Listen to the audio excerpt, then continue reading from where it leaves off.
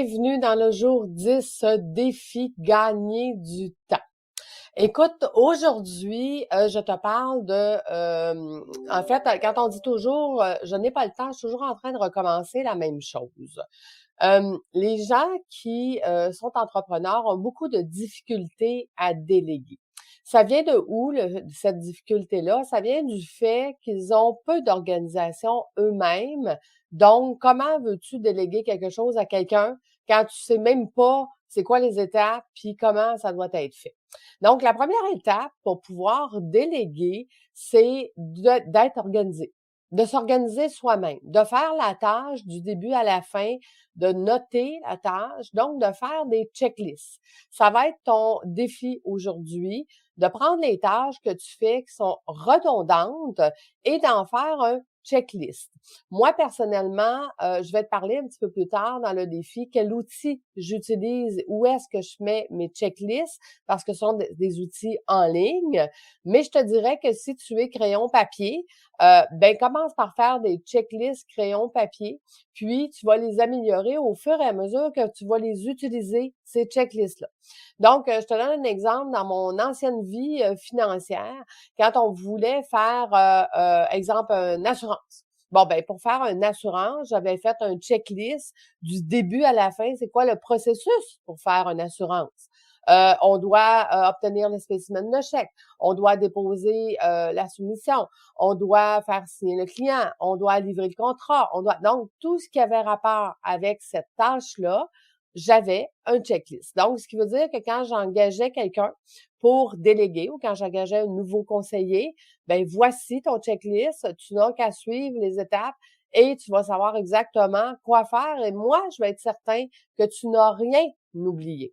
Donc, les checklists, c'est quelque chose qui vous sauve énormément de temps parce que de un, vous n'avez pas besoin de vous souvenir qu'est-ce qui a été fait dans ce dossier-là ou pas. Vous avez seulement qu'à le cocher et vous êtes certain de ne rien oublier, donc en conformité, parce qu'on sait que dans plusieurs domaines professionnels, on a de la conformité. Donc, en conformité, est-ce que tu as fait toutes les étapes? Exemple, envoyer un avis de remplacement. Ben, il y avait une coche qui disait envoyer. Est-ce qu'on a avisé l'ancien assureur et ainsi de suite. Donc, tu vois, les checklists, je te l'ai dit depuis le début du défi, si tu n'as pas écouté les premiers défis, je t'invite à les écouter. Je te l'ai dit, il faut se vider la tête. Parce que quand on se vide la tête en tant qu'entrepreneur pour devenir un chef d'entreprise, pour pouvoir être créatif, pour pouvoir rester dans notre zone de génie créative, c'est pas la tête pleine, c'est pas en étant submergé par notre entreprise qu'on va y arriver. Donc, pour se vider la tête, ça nous prend une structure et cette structure-là, on la monte à raison de 15 minutes par jour. Et oui, parce que dans mes cohortes, quand j'enseigne devenir chef d'entreprise, ben je leur enseigne dès le départ à mettre des 15 minutes par jour dans leur agenda et c'est comme ça qu'à la fin de l'année, ils vont gagner beaucoup plus de temps et ensuite, ils vont pouvoir utiliser ce temps-là sur qu'est-ce qu'on a appris, sur quoi travailler pour que ce soit plus payant et ensuite, ils vont gagner beaucoup plus de liberté. Donc, et si tu me dis ce matin, Lucie, j'en ai déjà des checklists, j'ai déjà fait ça, bon, ben à ce moment-là, tu vas commencer à te préparer pour déléguer, tu vas faire des pochettes modèles.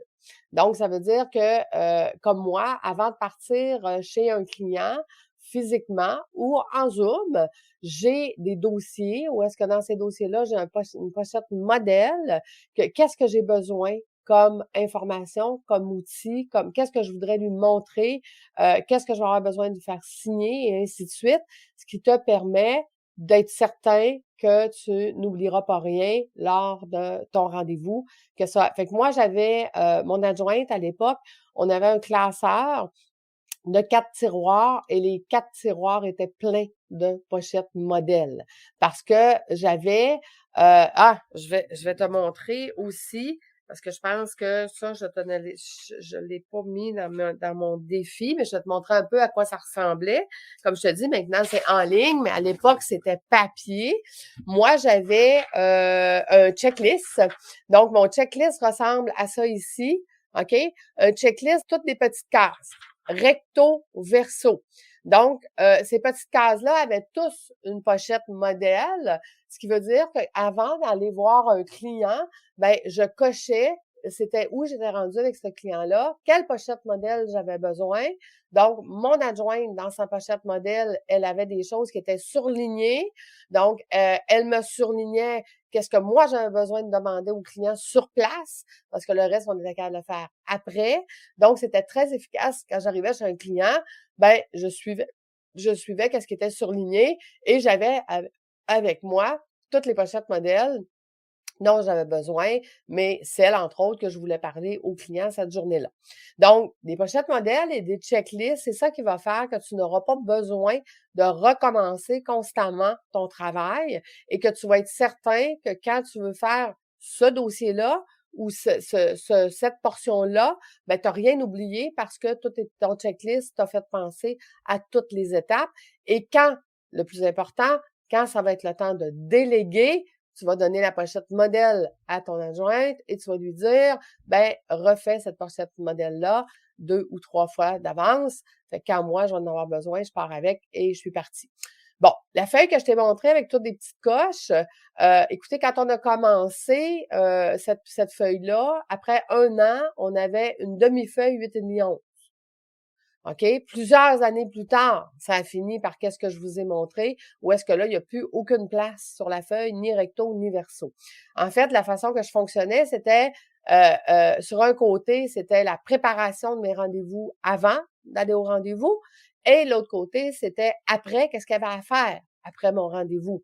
Donc, pour déléguer, moi, je vous l'ai dit, là, j'ai déjà été dans les 200 premières sur 1500 personnes, ben c'était de cette façon-là qu'on réussissait à être efficace, à être rapide, à sauver du temps, parce que moi puis mon adjointe, on n'avait pas besoin de se parler, elle avait juste besoin de suivre les petites coches que j'avais écrites, puis elle les soulignait quand c'était fait, puis une fois par semaine, on vérifiait que j'avais rien oublié, que j'avais pas oublié une petite coche, que j'avais pas oublié de mettre des notes, que j'avais pas oublié le reste. Bon, il semblerait qu'il y ait quelqu'un qui écoute pas mes lives ce matin puis qui me téléphone. Je vais l'inviter à se joindre à ma chaîne YouTube. Donc, voilà. Et fait que donc, des checklists, les pochettes modèles. Écoute, tu y vas tranquillement, pas vite. Tu fais ton 15 minutes aujourd'hui là-dessus. Puis à chaque fois que tu vas utiliser ta checklist, puis que tu as oublié quelque chose, tu viens le rajouter au fur et à mesure. Et d'année en année, puis il semblerait que c'est important, n'est-ce pas? Hein? Je vais lui répondre tantôt. Il semblerait que oui, c'est ça. Bloopers. Nous allons faire une couple de bloopers cette année avec mes lives, ça va être vraiment intéressant. Bon, donc ce que je vous disais, c'est que les checklists, ça va vous sauver énormément de temps, mais surtout, ça va vous structurer pour être capable de déléguer éventuellement. Fait que je te laisse à ton défi ce matin. Je vais aller répondre au téléphone qui est urgent. Bonne journée tout le monde. Bye bye.